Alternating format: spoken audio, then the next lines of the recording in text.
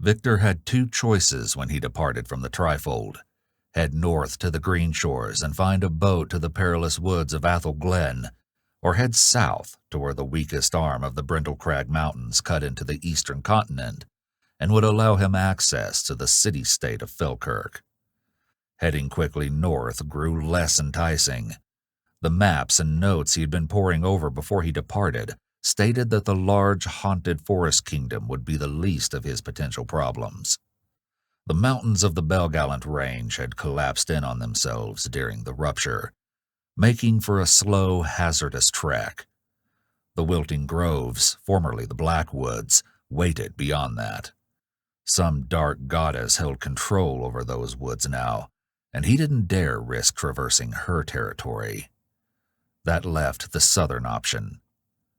In the chaotic days following the rupture, when Magi were blamed for the calamities that befell the world and were hunted like fugitives, sanctums like the Trifold were built in isolated, self-sustaining locations.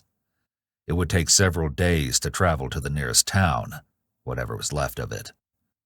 Victor made a point to keep a lookout for any type of shelter he could find near nightfall, as traveling past dark was not recommended, even for a mage. He was lucky at first, finding abandoned hunting shelters or outbuildings. Once, he'd taken a rest in a barn early one afternoon to pore over some of the books he'd brought when he heard a noise outside. A group of brigands, by the looks and sounds of them, were making a raucous noise on a nearby road. Victor stayed all through the night in that very spot until the next day.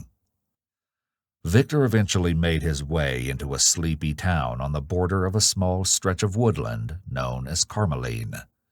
The sun was beginning to set, the sparse clouds turning shades of orange and yellow. He'd asked around for a local inn and received mostly suspicious stares or, at best, a silent nod motioning him down the road.